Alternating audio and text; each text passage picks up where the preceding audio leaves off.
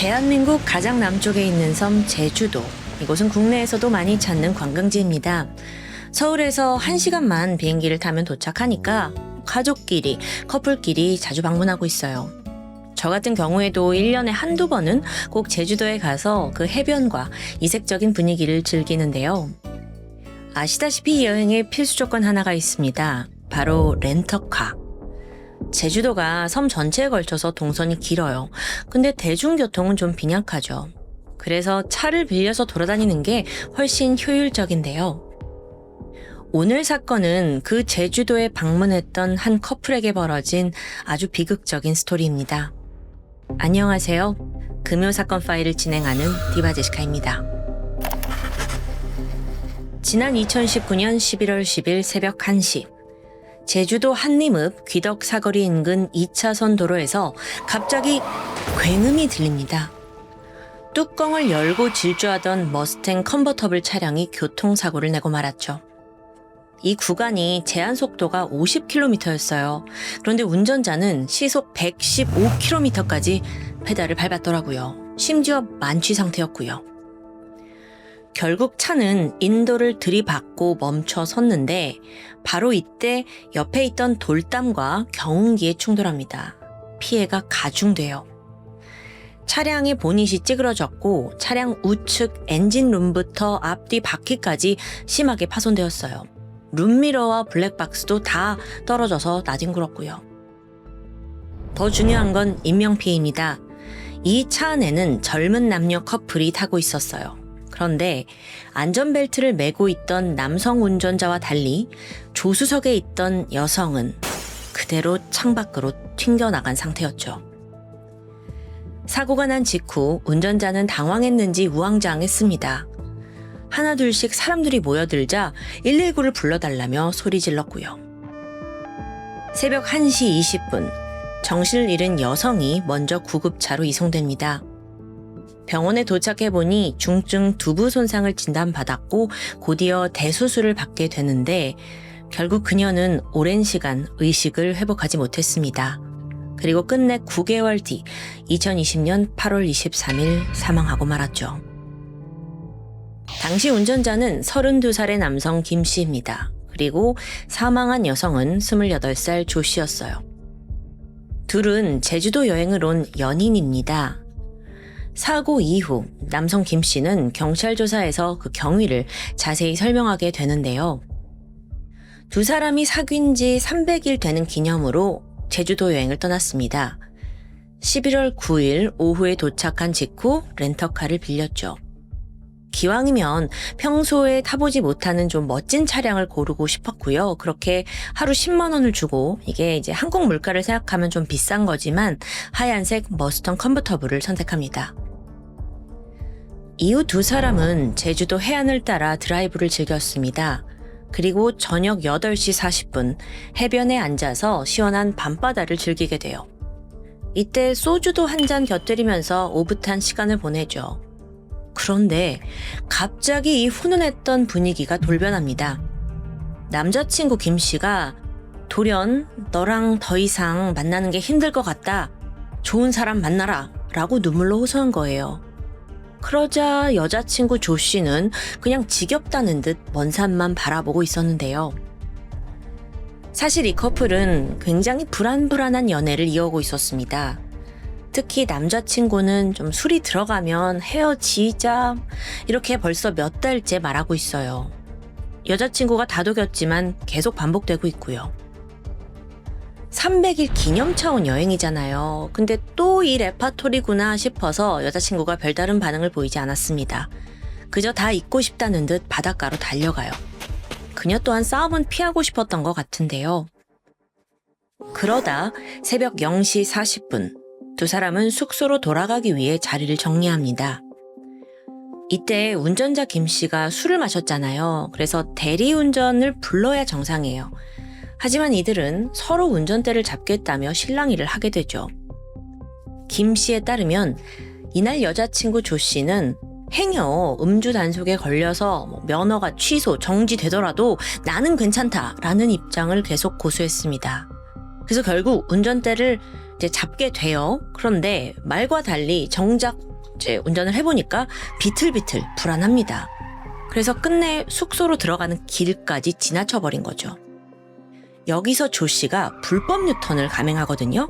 근데 마침 이때 반대 차선에서 차가 오면서 큰 사고가 날 뻔했어요. 그걸 겨우 피한 거예요.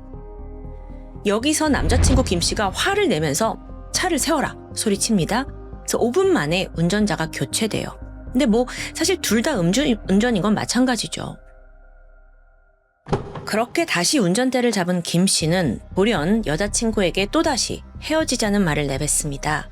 이때 여자친구 아무 반응하지 않았어요. 그리고 오히려 답답하니까 차 뚜껑을 열어달라고 요구하게 돼요. 이후에 두 사람은 신나게 드라이브를 즐깁니다. 밤 공기를 맞으면서 점점 속도를 올렸고요. 한적한 도로에서 중앙선을 넘나들면서 고개 운전을 하게 돼요. 그러다 새벽 0시 55분 다행히 숙소에 도착합니다. 그런데 다시 차에 올라타요. 왜 그랬냐? 갑자기 여자친구가 라면이 먹고 싶다고 했대요. 그래서 나갔다가 불과 5분 만에 사고가 발생한 거고요. 그렇게 이 사건은 불의의 사고사로 마무리된 줄 알았습니다. 하지만 유족들은 물론이고 사건을 좀 더 파헤친 경찰조차 단순한 사고가 아니라고 판단하게 돼요. 특히나 김 씨가 고의로 교통사고를 냈다고 확신하고 있었는데 여긴 그럴 만한 이유가 있습니다. 사망한 조 씨의 핸드폰 속에서 녹음 파일이 발견된 거예요. 그것도 사고 직전 두 사람이 나눈 대화가 고스란히 녹음되어 있었죠. 그 내용을 들어보면 남자친구가 다소 의미심장한 말 하나를 합니다. 출발 직후에 안전벨트를 착용하라는 그 차량 경고음이 울려요. 그러자 남자가 뭐라고 하냐면 안전벨트 안 했네? 이 말을 끝으로 김 씨는 즉각 엑셀을 밟습니다. 당시 도로는 2차선이었지만 한 차선에는 지역 주민의 차가 주차되어 있었어요. 그래서 사실상 1차선과 다름없었죠. 게다가 이 도로가요 꼬불꼬불해요. 그러니까 위험한 구간이 많습니다. 여기서 과속을 해? 너무도 사고 위험성이 다분한 거죠. 심지어 차 뚜껑도 열려 있었잖아요. 그럼 충돌을 하게 되면 여자친구가 위험에 빠지고 그대로 튕겨나간다는 건 어느 정도 예상 가능한 일이 아니었을까라고 생각한 거죠. 이때 김 씨는 11초 만에 시속 103km까지 급가속을 합니다. 그러다가 왼쪽으로 구간이 나와요. 73km로 확 줄어들었죠. 근데 여전히 이 속도는 빠른 속도예요. 이후에 다시 한번 부웅 114.8km까지 속도를 올려요. 그러다가 쾅! 도로 오른쪽 인도에 돌진하더니 사고를 일으킵니다. 안전벨트를 하고 있던 운전자는 부상에 그쳤지만 옆에 있던 조 씨는 혼수 상태에 빠졌고요. 9개월 후 삶을 마감했습니다. 자, 그렇다면 김 씨가 정말 고의로 여자친구를 죽음에 이르게 한 걸까요? 그 정도로 이 둘의 관계가 좋지 않았던 걸까요? 두 사람의 관계에 대해서 좀 더 파헤쳐보면 사건 발생 10개월 전인 2019년 1월부터 둘이 사귀기 시작합니다. 근데 한 달 만에 관계가 삐걱거려요. 특히 이제 남자 쪽 김 씨는 이 여자친구의 말투와 성격이 도저히 자기랑 맞지 않는다고 생각했어요. 그래서 2월 달쯤 만난 지 한 달 만인데 우리 관계를 좀 정리하자 제안했지만 여자 쪽에서 완강히 거부합니다. 김 씨는 헤어지고 싶다는 마음이 점점 커졌는데 여자친구 조 씨는 오히려 결혼을 생각하기 시작해요. 이렇게 입장 차이가 크다 보니 둘은 싸웠다가 재결합했다 이걸 반복하게 된 거죠. 점차 남자친구는 내 감정을 고려하지 않고 이렇게 밀어붙이기만 하는 여자친구한테 질려갔는데요. 그러다가 이 제주도에 오기 몇 주 전쯤 큰 사건이 하나 벌어집니다. 여자친구가 자기 친언니와 욕을 하면서 대판 싸우게 된 거예요. 상황이 점점 격해지니까 남자친구가 이제 나서서 말렸죠. 근데 이때 흥분한 조 씨가 너 같은 새끼 필요 없어! 소리를 지르고 이제 분노한 겁니다. 이런 통제되지 않은 모습을 보고 나서 남자가 크게 실망을 느꼈고 또다시 난 정말 헤어져야 돼 라고 생각을 한 후 메신저로 이별을 구하게 되죠. 그 내용을 좀 살펴보면 미안해. 정말 이제 끝내자. 내가 너를 감당할 수 없고 네가 원하는 남자가 될 수 없어. 제발 정리하고 나보다 잘 맞는 사람 만나라. 행복하게 살았으면 좋겠다. 그런데요. 이번에도 같은 패턴이 반복됩니다. 여자친구가 울면서 매달렸고 또 김 씨는 마음이 약해졌고요. 그렇게 다시 이어진 관계가 300일까지 온 거예요. 그 기념으로 제주도 여행을 떠났고요. 이 두 사람이 여행 직전에 나눈 메신저를 좀 살펴보면 계획을 짜는 내용이 가득했습니다. 조 씨는 핑크색으로 커플룩을 맞추자는 이야기도 했고요. 남자친구 김 씨 또한 이 제주도를 배경으로 좀 멋진 사진을 찍어달라고 부탁한 내용이 있어요.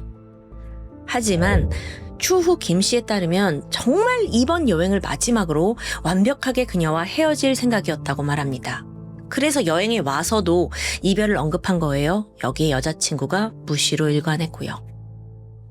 자, 수개월 동안 이어진 삐걱거리는 관계. 그런데 음주운전, 안전벨트 미착용, 컨버터블 차량 렌트, 이 조건들이 있긴 하지만 그걸 가지고 또 김 씨가 정말 의도적으로 여자친구를 살해했다고 판단하긴 좀 어려워 보입니다.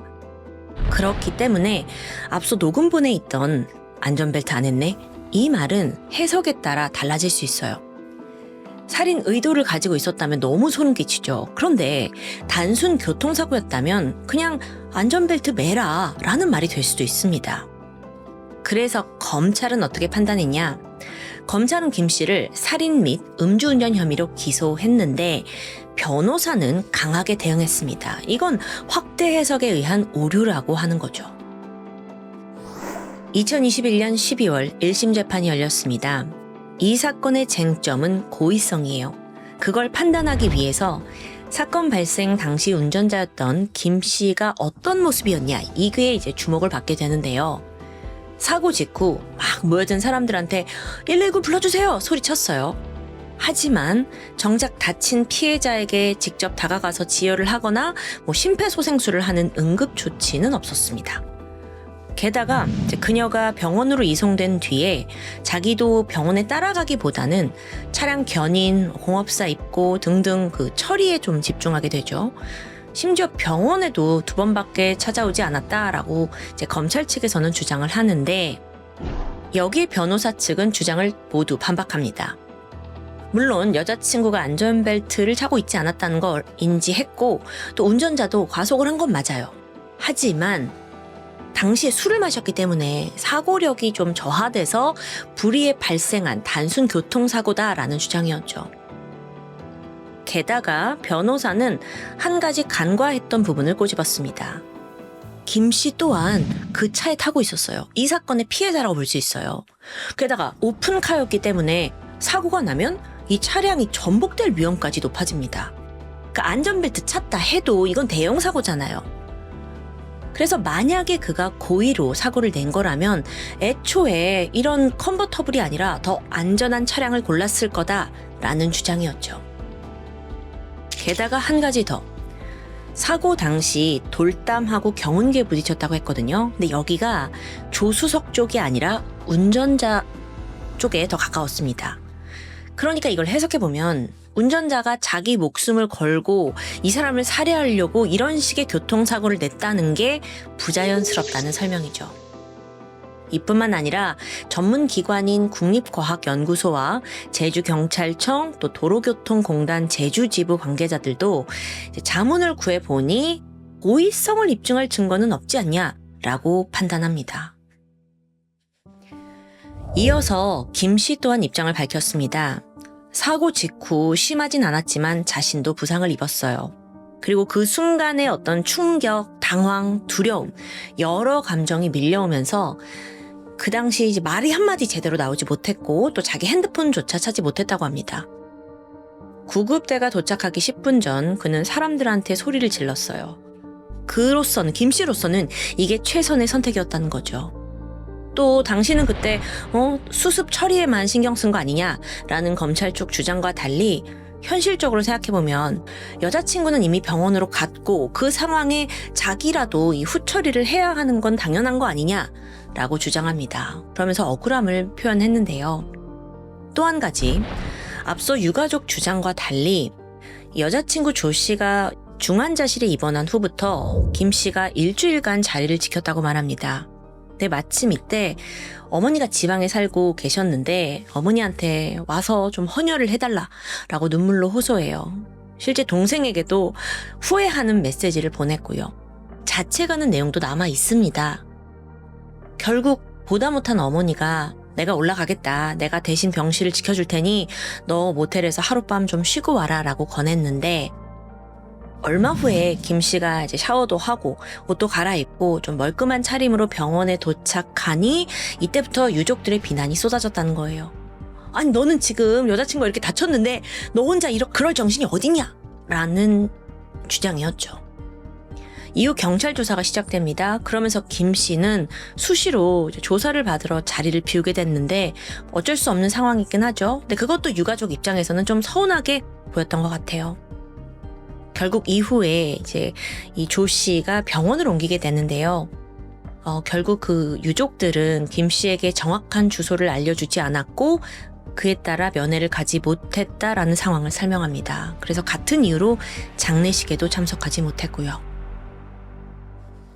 근데 참고로 이 조 씨 유족들 중에서 남자친구 김 씨 편을 든 사람도 있습니다. 그건 바로 여자친구의 조부모님이었는데요. 여자친구가 어릴 적부터 할머니, 할아버지와 함께 살았어요. 그래서 상견례 자리에 나는 우리 부모님 대신 조부모를 꼭 모시고 가야겠다라고 말할 정도로 각별한 관계였다고 해요. 그만큼 남자친구 김 씨와도 랑레를 자주 했는데 그래서인지 조부모만큼은 김 씨를 믿고 탄원서를 써줬고요. 겨우 이제 나는 너를 믿는다라는 자세를 취했는데 과연 재판부는 어떤 판결을 내렸을까요? 사실 여기서 알아야 할 한 가지 사항이 더 있습니다. 재판부가 검찰에다가 여러 번 공소장 변경해라 라고 요구했어요. 그러니까 꼭 이게 살인 혐의다라는 걸 고소하지 말고 위험 운전 치사를 예비적인 공소사실로 추가하라고 조언을 했었죠. 이 부분이 어려우실 것 같은데 잠시 쉽게 설명을 드리냐면 보통 검찰 쪽은 이 사람 이런 죄를 지었으니 처벌해달라 라고 구체적인 범죄 내용을 제출합니다. 이걸 공소사실이라고 해요. 그러니까 재판부는 이걸 보고 1차 판별을 하는 거죠. 하지만 증거가 부족할 수 있잖아요. 또 여러 가지 이유로 이 혐의가 도저히 인정되지 않을 경우 이 순위로 예비적 공소사실을 판단합니다. 즉 다시 말해서 이 사건에서 살인 혐의 이거는 증거 불충분일 가능성이 높다. 그렇기 때문에 이 순위로 위험운전치사를 넣어서 죄를 물으라 라고 제안을 했던 거죠. 여기서 위험운전치사라는 건요. 음주나 약물운전으로 사망한 경우에 그 책임을 묻는 거예요. 징역 3년에 최대 무기징역이 내려지고요. 근데 문제는 결론적으로 검찰이 이걸 받아들이지 않았어요. 그래서 그대로 살인과 음주운전만으로 재판이 진행이 됐죠. 결국 1심 재판부는 살인에 대해 무죄를 선고합니다. 음주운전에 대해서는 징역 1년에 집행유예 2년을 명령했고요. 그러자 검찰이 뒤늦게 위험운전치사를 적용해서 항소를 하는데 2022년 9월 항소심 재판부는 유죄 인정했고요. 이에 징역 4년을 선고합니다. 유가족은 여전히 만족스럽지 않았어요. 그래서 엄벌을 내려달라 탄원했지만 김 씨가 반성하는 자세를 보이고 또 초범이라는 게 고려됩니다.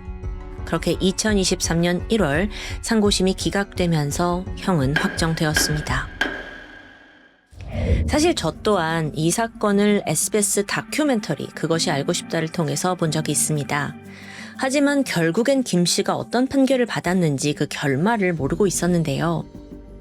재판은 끝났지만 아직도 누군가는 김 씨를 의심하면서 논란은 이어지고 있습니다. 300일 기념으로 떠난 제주도 여행. 과연 김 씨는 여자친구를 죽일 의도로 과속을 한 걸까요? 아니면 정말 이건 불의의 사고였을 뿐일까요? 마지막으로 그의 의미심장했던 실제 음성을 다시 한번 들어보겠습니다. 너무도 여러 가지로 해석될 수 있는 이 마지막 음성. 무엇보다 꽃다운 나이에 삶을 마감해야 했던 조 씨의 명복을 빌면서 유가족에게 조의를 표합니다. 지금까지 금요 사건 파일 디바제시카였습니다. 안녕하세요. 금요사건 파일 디바제식합니다. 2019년 3월 23일 새벽, 전라북도 군산에 살던 남성 김 씨는 깊은 잠에 빠져 있었습니다. 근데 이 장막을 깨고 갑자기 전화벨이 울렸죠. 일어나서 찡그리면서 핸드폰을 봤어요. 그랬더니 발신인은 평소 알고 지내던 52세 남성 안 씨. 이 새벽에 무슨 급한 일인가 싶어서 바로 전화를 받았죠. 그러자 목사님, 저희 아내가 많이 다쳤어요. 저 때문이에요. 아내는 지금 농수로에 있고요. 전 죽으러 갈 거예요. 이 말을 끝으로 안 씨는 전화를 끊고요. 핸드폰을 끈 채 잠적합니다. 누가 들어도 심상치 않은 내용이잖아요. 그래서 김 씨가 급히 경찰에 신고를 하게 되는데요. 전화상 안 씨의 말은 사실이었습니다. 그가 말한 농수로에서 싸늘한 여성의 시신이 발견돼요. 그리고 피해자는 안 씨의 아내 63세 A 씨였죠. 그런데 이 발견된 모습이 조금 기이합니다. 마치 잠을 자듯 베개를 베고 이불까지 덮은 채 사망해 있던 겁니다. 이 자칫 잘못 보면 무슨 평온한 죽음을 맞이했나? 라고 착각이 될 정도예요. 하지만 그 이불을 벗겨낸 순간 경찰들은 경악했습니다. 그녀의 온 몸에 시퍼런 멍과 상처가 막 곳곳에 보이더라고요. 또 얼굴 또한 형체를 알아보기 힘들 정도로 부어 있었고요. 이건 누가 봐도 명백한 폭행의 흔적이었죠. 게다 충격적인 게 더 있습니다. 그녀의 생식기 근처에서 정액이 나와요. 즉 사망 전에 성폭행이 있었다는 건데요. 아니 근데 애초에 남편이 이거 신고를 한 거잖아요. 근데 이 지금 죽은 아내의 상태를 봤을 때 이걸 남편이 이랬다고? 그렇게 생각하기 어려울 정도로 정말 참혹했습니다. 그럼 혹시 남편이 떠난 후에 피해자에게 어떤 문제가 생긴 거 아닐까? 그렇게 생각을 하게 되죠.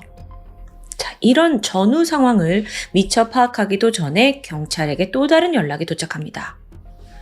형사님, 여기 피해자가 더 있습니다. 이 A씨가 앞서 발견된 농수로에서 11km 떨어진 지점에서 또 다른 여성의 시신이 발견된 겁니다. 심지어 상태는 더 심각했어요. 온 몸이 전깃줄과 테이프로 묶여 있었던 겁니다. 하지만 기적적이게도 그녀는 미세하게나마 숨을 쉬고 있더라고요. 살아있었습니다. 머리에 심각한 상처를 입어서 잠깐 정신을 잃은 상태였고요. 인근 병원으로 바로 후송했죠.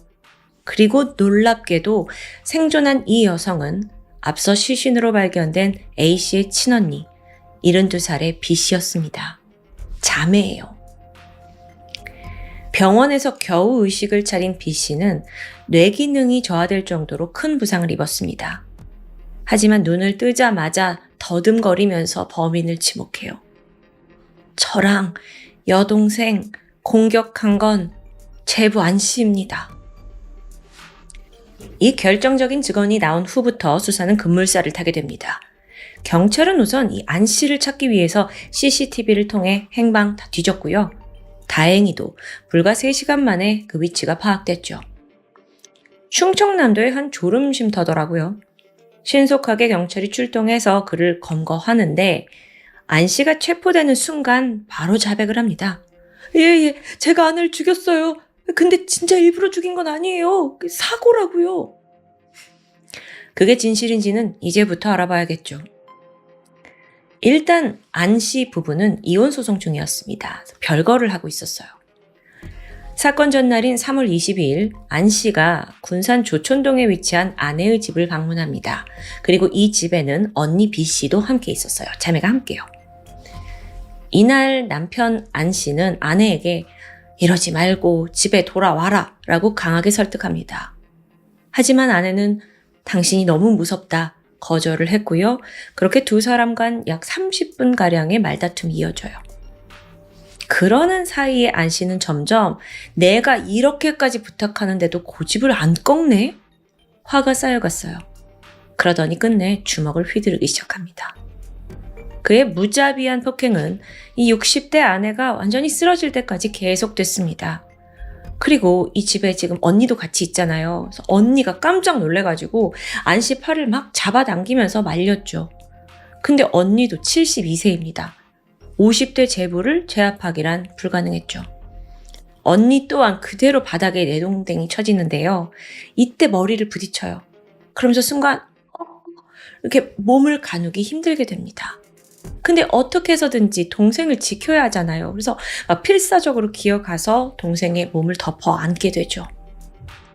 여기에도 안 씨는 아나무인이었습니다. 그리고 계속 폭행을 하는데 그 폭행이요 무려 12시간 동안 이어져요.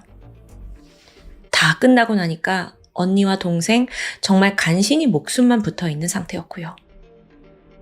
그렇게 장시간의 폭행을 마친 안 씨는 먼저 언니 B 씨, 거의 정신이 없는 상태인데 언니 B 씨를 방으로 끌고 가서 결박한 후에 장롱 안에 가두게 됩니다. 그리고 다시 쓰러져 있는 아내에게 돌아가서 그녀를 성폭행합니다.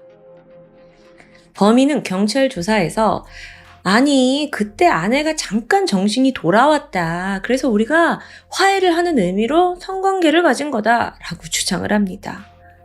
글쎄요. 12시간 동안 남편한테 맞은 상황에서 성관계를 허락했다고요? 이게 상식적으로 말이 안 돼요. 그런데 그 이후의 진술이 중요해요. 안 씨에 따르면 아내가 성관계를 하고 나서 혼자 일어서려다가 넘어졌는데 이때 머리를 부딪히면서 정신을 잃었다라고 주장합니다. 그러면서 안 씨가 뭐라고 하냐면 저는요 정말로 아내가 죽은지 몰랐어요. 그렇게 말을 한 거예요. 근데 좀 앞뒤가 맞지 않죠? 그리고 나서 농수로에 끌고 가서 거기에 유기한 거예요. 아니 정말 아내가 머리 부딪혀서 잠깐 정신을 잃은 거라고 생각했다면 농수로에 왜 갖다 버리죠? 말이 앞뒤가 전혀 맞지 않습니다. 그런데 시신 유기를 한 후의 행적도 가관입니다. 집으로 돌아와서 베개와 이불을 챙겨가더니 다시 농수로로 간 거예요. 그 당시에 안 씨가 이동하는 모습이 CCTV에 이렇게 고스란히 남아있고요. 방금 살인을 한 사람이라곤 상상도 못할 정도로 침착하고 여유로웠습니다. 그 이제 베개랑 이불 가져가서 아내 시신에 그렇게 둔 거죠. 베개 해주고 이불 덮어주고. 그래서 경찰이 당신 왜 이런 행동을 했냐 수차례 물었어요. 근데 또 여기에 대해서 안 씨가 침묵으로 일관했죠. 말을 하지 않는 겁니다.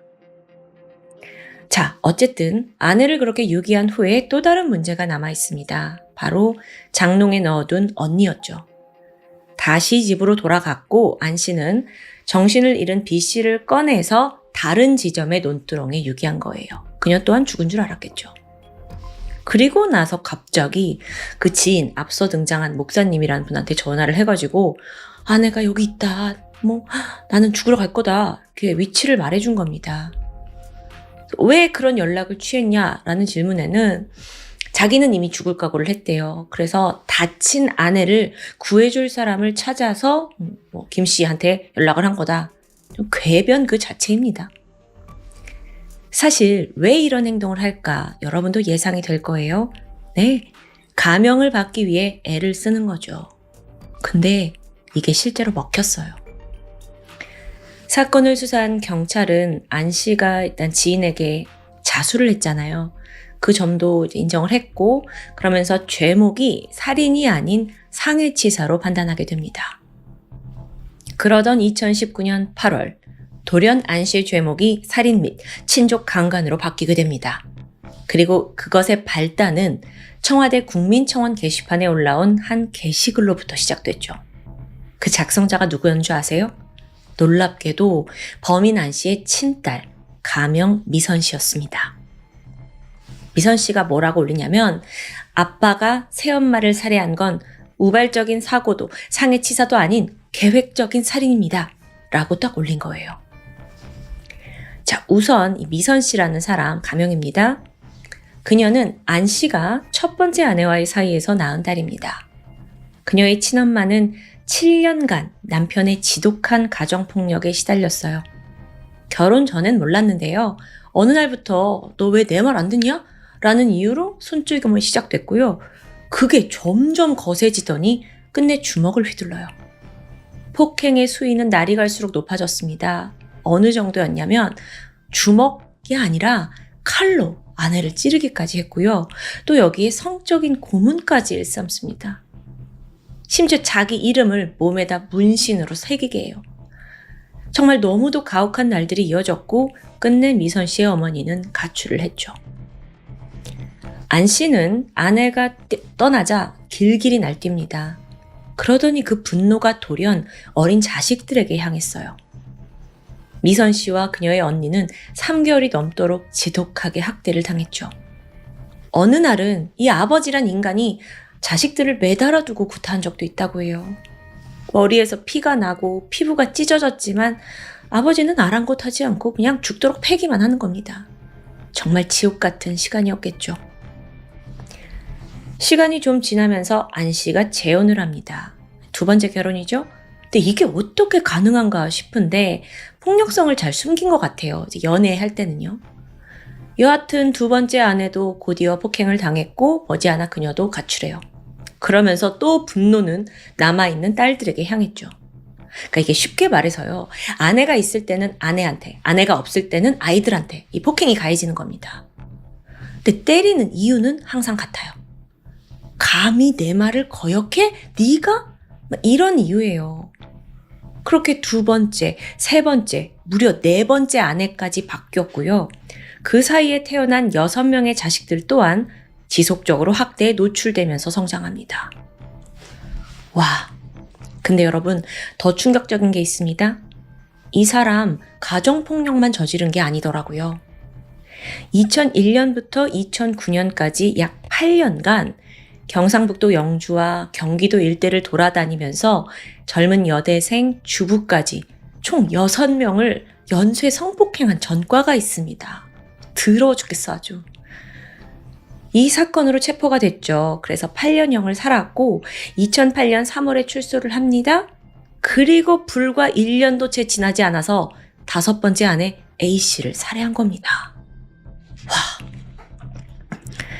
자, 이 5번째 아내, 2사람의 재혼 과정을 좀 알아보면요. 안 씨가 출소를 했어요. 그리고 나서 자신보다 11살 연상인 60대 여성 A씨와 결혼에 성공합니다. 2사람이 어디서 어떻게 만났는지는 잘 밝혀지지 않았어요.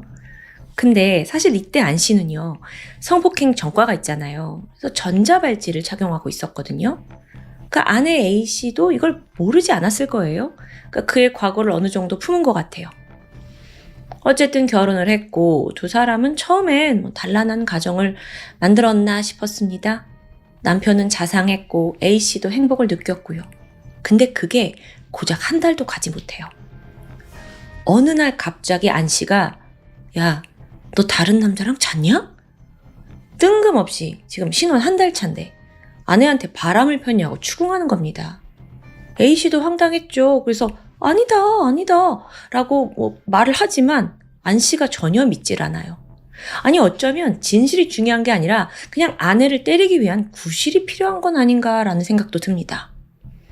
그때부터 남편은 골프채를 들더니 A씨를 폭행하는데 야, 너 바람 폈잖아. 왜 거짓말해? 막 무자비한 폭행이에요. 자기가 알던 그 남편의 모습이 아닌 거죠. 결국 이게 너무 무서웠고 폭행을 견디다 못한 A씨가 그래 맞다 내가 바람 폈다 이렇게 거짓으로 시인까지 하게 됩니다. 이날 이후로 상습적인 폭행이 이어졌어요. 그리고 심지어 성고문까지 자행했고요. A씨는 와 내가 이거 완전 속아서 결혼했구나 싶었고 머지않아 집을 나오게 됩니다. 그리고 무서웠는지 접근 금지 가처분 신청까지 해요. 당연하죠. 지금 막 골프채 들고 따라오는데. 근데 결국 이 일이 안 씨의 분노를 더 자극하는 도화선이 되고 말아요. 분노에 찬 안 씨가 A 씨를 어떻게 벌할지 심각하게 고민하기 시작한 거예요. 그러더니 A 씨가 살고 있는 그 이웃집 남성을 매수해요. 그리고 그녀의 집을 감시하고 일거수일투족을 무슨 일이 있는지 보고해달라고 의뢰합니다. 그리고 사건 당일이었어요. 그는 발목에 차고 있던 전자발찌 부수고 아내의 집으로 쳐들어갑니다. 자, 전자발찌를 부쉈다라는 건 이 사람이 애초부터 어떤 사건이 집안에서 벌어질 걸 좀 예상하고 있었던 건 아닌가라고 생각이 들죠. 사실 앞서 뭐 들어가서는 우리 이제 잘해보자 라고 자기가 뭐 얘기했다 라고는 하지만 결국에는 아내 A씨를 12시간 폭행하고 시신 농수로에 유기했어요. 이게 정말 인간인가 싶어요. 재판이 시작이 되는데 안 씨는 아주 꿋꿋하게 억울함을 주장합니다. 폭행을 한 건 맞다. 근데 고의적인 살인은 아니다. 화해도 했고 기분 좀 풀어주려고 합의하에 성관계였다. 라고 변명하기 바빴죠.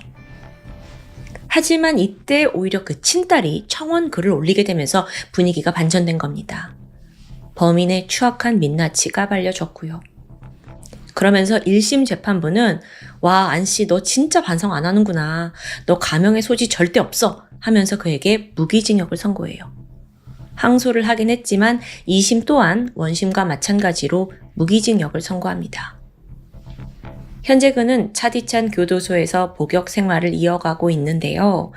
이 사건 아직 끝이 아닙니다. 더 큰 비극이 하나 더 남아 있어요. 지난 2021년 8월 대한민국 전역을 분노하게 만든 아동 학대 사건이 있었습니다. 일명 용인 조카 학대 사망 사건으로 알려져 있는데 대체 이 사건이 오늘의 그 안씨 사건과 어떻게 이어진다는 거냐? 정말 충격적이게도 조카를 학대해서 죽음에 이르게 한 이모가 34살의 미선 씨였습니다. 네, 아까 그 아버지 엄발하게 해달라는 그 안씨 친딸이요. 그 청원 올리고 고작 1년 6개월 만에 자기 조카를 고문해서 살해한 겁니다. 2022년 1월 미선 씨에게는 징역 30년, 그녀의 남편에게는 징역 12년이 선고되었습니다. 그녀는 항소했지만 기각되면서 형이 확정돼요. 게다가 조사 과정 중에 더 밝혀진 게 있는데 죽은 아이의 친모 있잖아요. 친모 또한 이모의 학대를 알고 있었대요. 근데 방치한 거예요. 그래서 이 엄마 또한 징역 2년이 선고되었죠. 참 씁쓸합니다.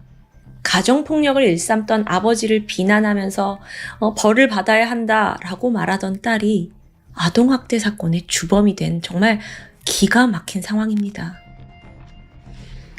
국민청원 글을 보면 미선 씨가 나는 아버지의 학대로 악몽 같은 삶을 살았다라고 말했어요. 근데 왜 같은 짓을 되풀이한 거예요? 여기에 대해 전문가들은 계속적으로 학대 속에서 성장한 그녀가 자녀를 제대로 양육하는 법을 배우지 못한 게 아닌가라고 분석합니다. 그러면서 자기가 배운 대로 똑같이 폭력으로 아이를 대했다라고 보는 거죠. 물론 학대를 당한 모든 사람들이 이러진 않아요. 불운했던 과거를 가지고 그 사람한테 면죄부를 줄 수는 없다고 생각합니다. 오늘 사건 저도 참 헉헉거리면서 달려왔습니다. 이건 마치 드라마에서나 보던 사람들 같아요. 폭행에 성고문, 또 대를 잇는 학대와 살인까지. 이래서 귀신보다 사람이 더 무섭다고 하는 게 아닌가 싶습니다.